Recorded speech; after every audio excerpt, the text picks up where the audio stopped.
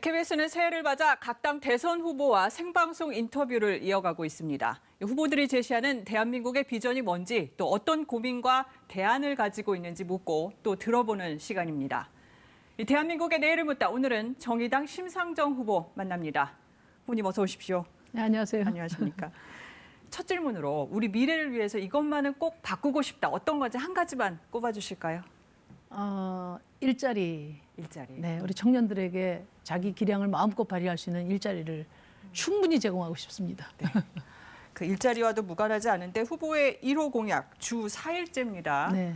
주목을 많이 받았는데 실현 가능하느냐가 문제거든요. 뭐 현실에서는 사실 이제 백신 맞고도 하루 휴가 쓰기도 힘든 사람들이 수두룩합니다. 이제 먼저 손에 잡히는 노동 문제부터 풀어가야 하는 것 아닐까요?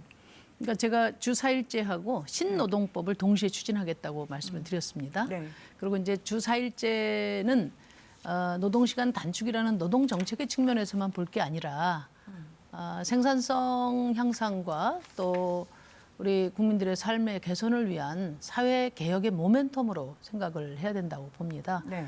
특히 이제 팬데믹 시대고 디지털 시대고 기후위기 시대이기 때문에 주 4일제가 필수 선택이 돼야 되지 않나 이렇게 생각하고요. 지금 이제 이미 유럽 같은 데는 93년도부터 주 35시간제를 권고했고 미국도 한 4개 기업 중에 1개는 이미 주 4일제 시행에 들어갔고 네. 일본도 자민당 정부가 봄에 주 4일제를 공식 선언을 하겠다고 공식 추진을 하겠다고 선언을 했거든요. 네.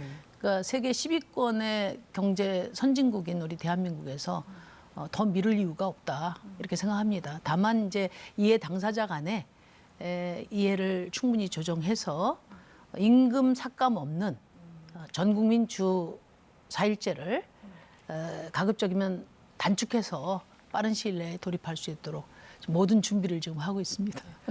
근데 이제 정책의 의도가 선하다고 해서 네. 결과도 매번 선한 건 아니지 않습니까?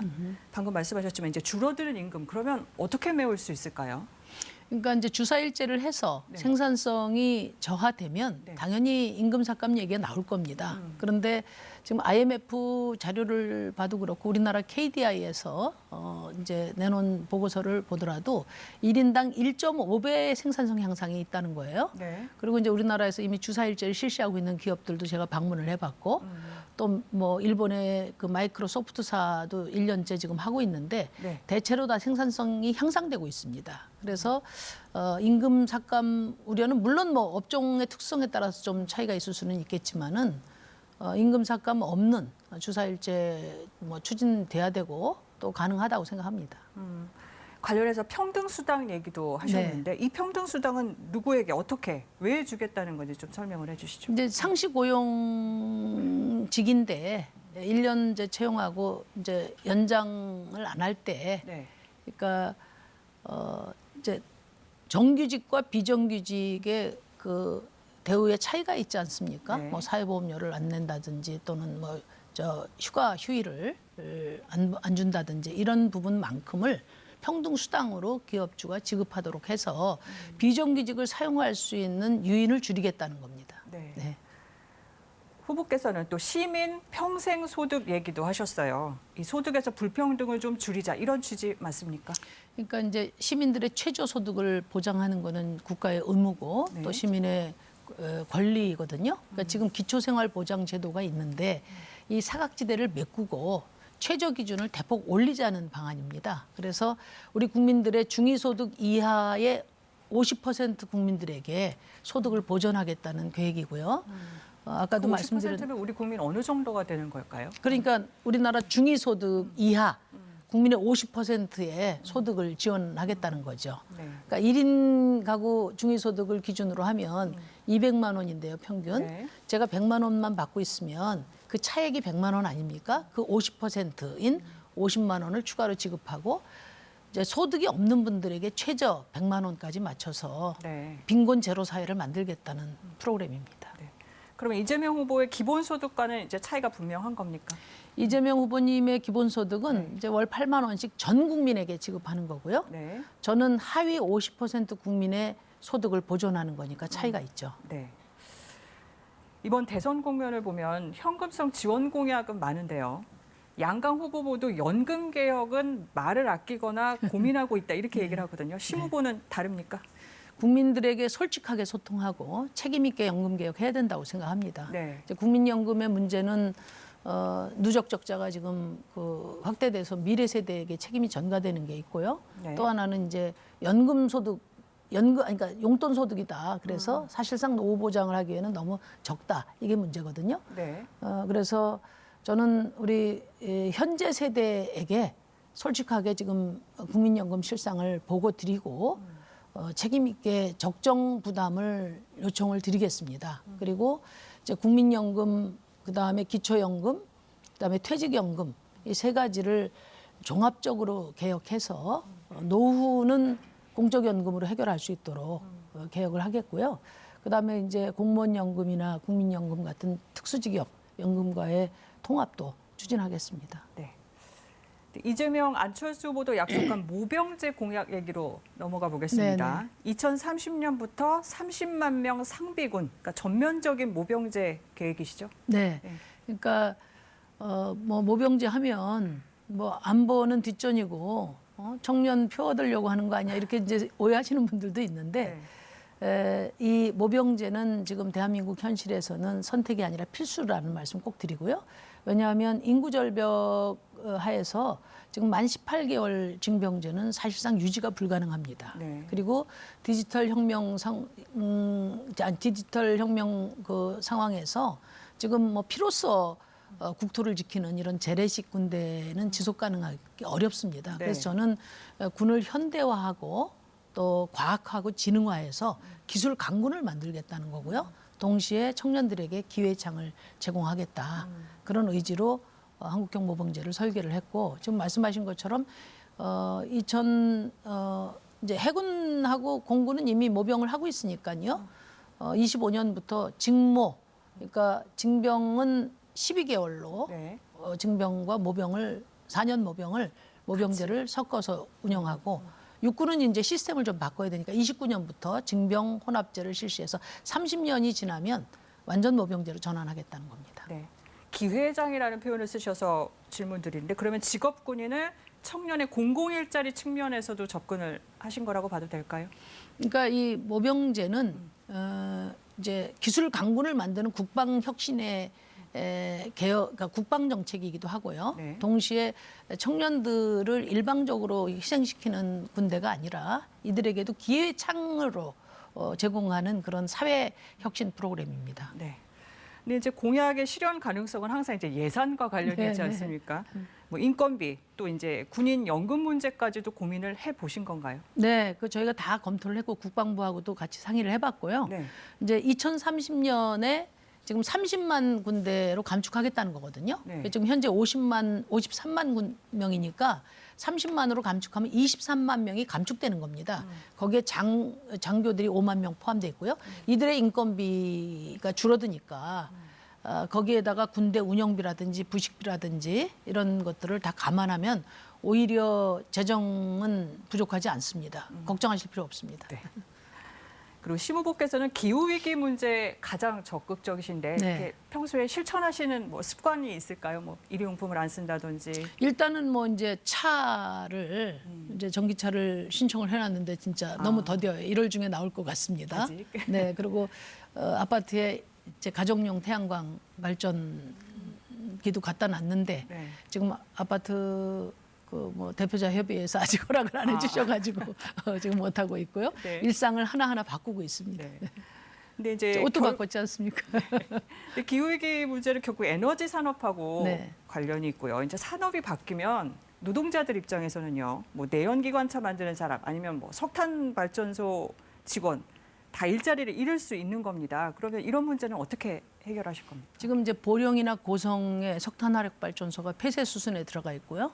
또 전북에 2만여 명의 상용차 노동자들이 급심한 지금 고용 불안에 처해 있거든요. 네. 저는 이분들을 거리에 나앉게 해서는 안 된다고 생각해요. 그래서 노동자들의 일자리 전환은 녹색 산업 전환 과정의 국가의 핵심 전략이 돼야 된다. 그러니까 이분들이 새로운 직업을 얻을 때까지 재교육을 제공하고 또 그 기간에 실업급여를 지급해주고 또 양질의 일자리가 연결될 수 있을 때까지 국가가 책임져야 된다고 보고요.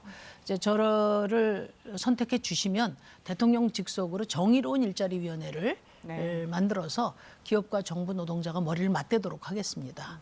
알겠습니다. 그럼 이제 여기까지 듣고 시청자가 보내주신 질문으로 네. 넘어가 보겠습니다. 네, KBS 9시 뉴스 대선 후보 신년 인터뷰 대한민국의 내일을 묻다 생방송으로 보고 계십니다. 지금부터는 시청자들이 심상정 후보에게 질문한 내용 소개합니다. 자, 먼저 이 방역 패스와 관련한 최민경 씨 등의 질문인데요. 방역 패스가 백신 접종을 강제해 국민의 자유와 인권을 침해한다는 지적이 나옵니다. 후보님 입장은 어떻습니까?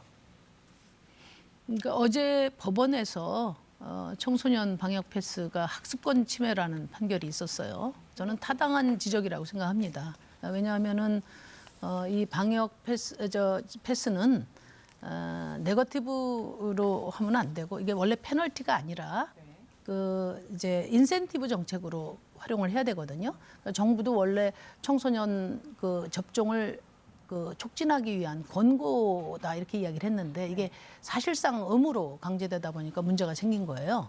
그래서 저는 이런 문제는 이제 사회적으로 충분히 소통해야 되고 또 이제 백신 접종과 관련된 여러 가지 의혹들에 대해서 또 오해를 불식시키고 지원을 선행했어야 된다. 그리고 백신으로 인한 후유증은 국가가 전적으로 책임지겠다는 약속을 해야 된다고 봅니다.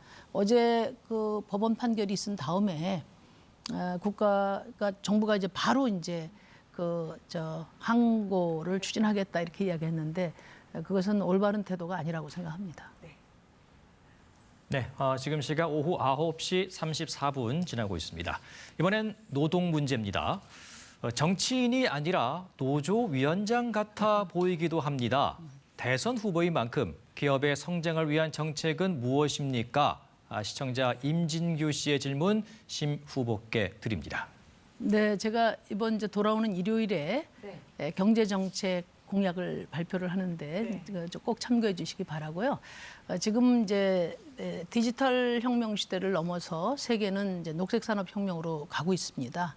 우리나라는 이제 디지털이라는 하드웨어가 잘 갖춰져 있기 때문에 거기에다가 녹색이라는 소프트웨어를 더하려고 생각합니다. 그러니까 그린 경제가 미래고 또 경쟁력이라고 생각합니다. 제가 생각하는 그린 경제의 비전은 몇몇 유니콘 기업을 만드는 것을 넘어서서 재생에너지 선도국가가 되겠다는 플랜이고요.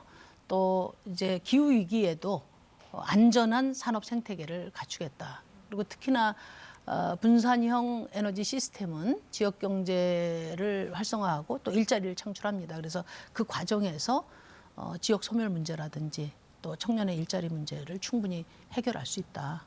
제가 단단히 준비해서 이번 일요일 날 경제 공약을 발표하니까 많이 이제 주목해 주시기 바랍니다.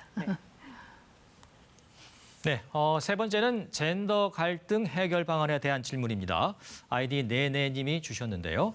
2030 젠더 갈등은 청년의 삶이 그만큼 어렵다는 의미일 수도 있습니다. 어떻게 풀어야 할까요? 후보님의 답변 듣겠습니다. 참 안타까운 일입니다. 이제 우리 청년들이 가뜩이나 어려운데 성별로 갈라치기 하고 또 득표를 위해서 갈등을 조장하는 그런 정치권의 행동은 이제 참으로 유감스럽다는 말씀을 드리고요. 청년들이 이렇게 이제 어려운 것은 경쟁은 계속 심해지고 미래가 불안하기 때문이거든요. 그러니까 결국 정치가 자기 역할을 못해서 그런 겁니다. 정치의 직무이기 때문에 발생한 문제라고 생각하고요. 이제 무엇보다도 뭐 쉽지 않은 일이지만 일자리 불안 그리고 주거 불안을 최우선적으로 해결하겠다는 생각을 갖고 있습니다. 거기서 실마리를 네, 찾겠다. 그래서 최소한의 어떤 출발선을 동등하게 국가가 보장해주고 그리고 기득권의 강력한 재조정을 통해서 청년들의 기회의 창을 열어줘야 한다고 생각합니다. 그리고 이제 특히 여성들의 경우에 성폭력 위협이라든지 또 성별 임금 격차라든지 육아 독박 이런 차별에 대해서는 철저히 시정해 나가겠다. 그와 동시에 청년들의 일방적인 희생만 강요하는 군대를 모병제로 전환해서 뭐 국방개혁과 동시에 청년들에게도 기회의 창이 될 수 있도록 적극적으로 개선해 나가겠습니다. 네. 방금 이제 젠더 관련 질문에 답을 해주셨는데 제가 찾아보니까 과거 인터뷰에서요. 네네. 결혼 뒤에 엄마로, 아내로, 또 일하는 여성으로 겪는 고통과 어려움을 더 깊이 이해했다. 이렇게 말씀하셨더라고요. 운동가로서 살아온 젊은 시절 잘 버텨왔다. 이렇게 자평하십니까? 제가 제일 아쉬운 게 이제 네. 엄마 노릇을 제대로 못한 것이 늘 지금도 이제 아이한테 미안한데요. 네. 결국은 이제 사회가 함께 책임져야 될 육아 문제를 여성의 능력으로 치환해서 사실 독박을 씌워온 게 그동안에 이제 여성들의 그 짐이 아니었나 그렇게 생각하고요. 지금 이제 많이 개선이 되고 있지만 저는 뭐 부족하다고 생각합니다. 그래서 일과 가정이 양립될 수 있도록 노동 시간도 단축하고 기업 문화도 바꾸고 또 사회 혁신도 과감하게 이루어져야 된다. 사실 제가 말씀드리는 주 4일제는 육아 문제를 위해서도 매우 좋은 그 해법이라고 저는 생각합니다. 네. 네, 연관지어서 2030 젊은 후배들이 이런 것만큼은 겪지 않았으면 좋겠다. 이런 것들이 있을까요? 경험에 비춰보실 때. 아까도 얘기가 나왔지만은 이제 젠더 갈등으로 이렇게 그 서로에게 책임을 전가하는 상황으로 내몰리는 게 너무 가슴이 아프고요. 그 다음에 특히 이제 우리 사회에 아직도 만연한 성폭력 이것은 단호히 근절해 나가겠다는 약속을 드립니다. 선진국에서는 일찍이 해결된 문제가 저는 이제 우리 사회에서 가장 밀린 숙제가 성폭력 문제라고 생각하거든요. 그 부분에 대해서는 여성으로서 아주 단호하게 해결해 나가겠다는 약속 드립니다. 이제 마지막 질문입니다. 지난 대선 때는 6%대 득표하셨어요. 그런데 지금 지지율은 그때만 못합니다. 이 거대 양당을 적폐라고 규정하셨지만 유권자들 시선이 진보 정당으로 모이지 않는 이유 스스로 어떻게 살피고 계신지요? 그러니까 지난 총선 이후에 정의당이 국민의 기대에 부응하지 못한 측면이 있었다고 생각합니다. 이제 죄송스럽게 생각하고요. 그렇지만 또 지난 20년 동안 더 나은 시민의 삶을 위해서 일관되게 헌신해온 당이 또 저희 정의당이라고 생각해요. 그리고 이제 다음 대통령이 해야 될 핵심 과제가 불평등과 기후위기 문제를 해결하는 것인데 그에 관해서는 가장 많은 고민과 해법과 확고한 의지를 갖고 있는 사람이 저 심상정이다. 그래서 국민 여러분께서 지금까지의 정치가 계속되는 것이 바람직하지 않다고 생각하실 거예요. 네. 그렇다면 이번에 저에게 좀 큰 역할을 부여해 주시면 제가 최선을 다해서 대한민국 사회 대전환의 교두보가 되도록 하겠습니다. 네, 여기까지 듣겠습니다. 늦은 시간까지 함께해 주셔서 감사합니다. 네, 감사합니다. 네, 대한민국의 내일을 묻다 심상정 후보 편 마무리합니다. 내일은 국민의당 안철수 후보 만나겠습니다.